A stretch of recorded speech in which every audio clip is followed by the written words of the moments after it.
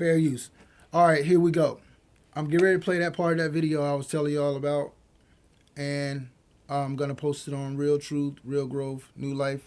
That's my YouTube channel. Check it out. All right, I'm gonna play the part of the video that I want y'all to hear. Pay attention.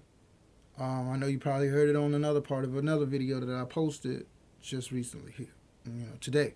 But anyway, listen to it, and I'm gonna say fair use, and let me go ahead and put this out.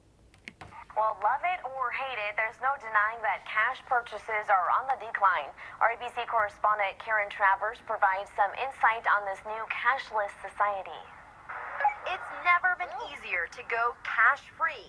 Pay a bill at a restaurant, catch a cab, send money to a friend with Fair just use. a push of a button. Peer-to-peer payment services are exploding. Tens of millions of Americans use them every year, and it's growing very fast. Ask anyone for change for 20 bucks, and many times you won't get it. That's because a lot of people don't carry cash anymore, and they're not grabbing credit cards either. Instead, they're using their smartphones. 13 News Now reporter Erin E. LeBeau takes a look at the trend that could lead to the dying dollar. What's in your wallet? Just my debit card and my ID. I have nothing in there. I carry very little information. Credit card and cash? It's a question I posed to people on the streets of downtown Norfolk. I found that very few people actually say cash.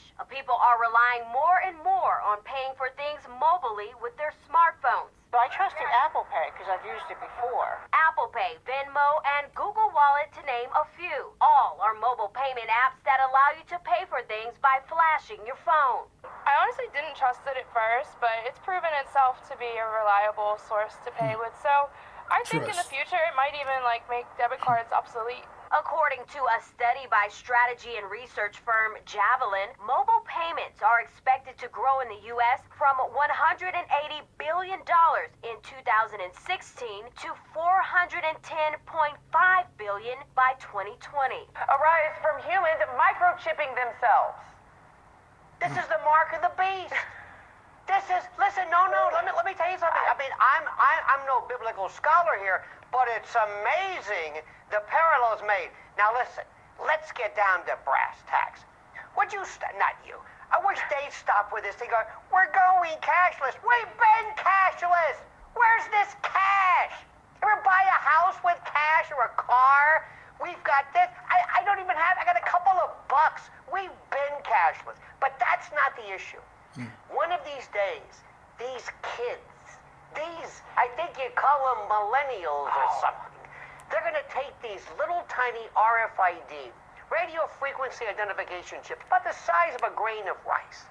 And they're going to be cool, Scotty. Oh, they're going to be waiting in line overnight to get implanted.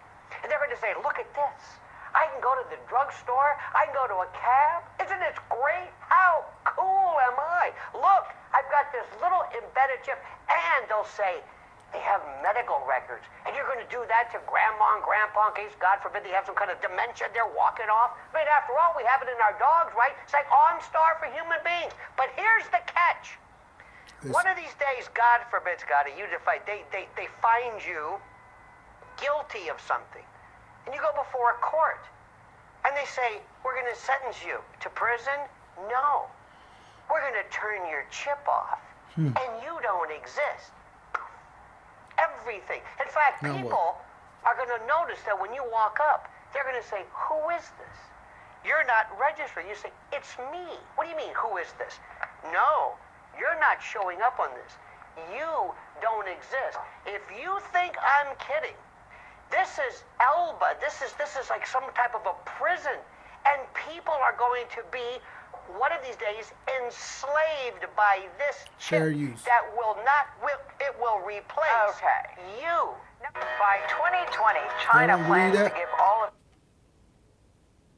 Y'all don't believe that? There's other places already doing it. Fair use. There's already places already doing it to their citizens. Like it can't happen to you? Listen to this. its 1.4 billion citizens a personal score based on how they behave. So some people with low scores are already being punished if they want to travel. Nearly 11 million Chinese people can no longer fly. 11 million people can't fly. right? Because they're being judged on their score. What? And 4 million are barred from trains. Next week, the You can't even be on trains. Your score ain't high. What? Come on, man. Like, basically, your forefathers or your parents, their whole life of building this infrastructure for these people and working and doing all this stuff, right? That don't matter, right? They did the work. Now they imprison you. And your parents done put in their whole life building this stuff for you to be able to have something and enjoy life. But they taking it from you because they ruling over you. Listen to this. program will start expanding nationwide. Ben Tracy is in China with what's behind the government's scoring system. Ben, Fair this sounds use. like scary stuff. Good morning. Good morning. The government here says it is trying to purify society by rewarding those who are trustworthy and punishing those who are not. Listen to this skit. Hi there. Fair How use. you doing? I am wonderful. Lady at the airport booked the flight weeks ahead. I am so sorry. That flight is canceled. No. Flight got canceled because of That's what? the incident at the other end. Her So score what is is the not high next enough.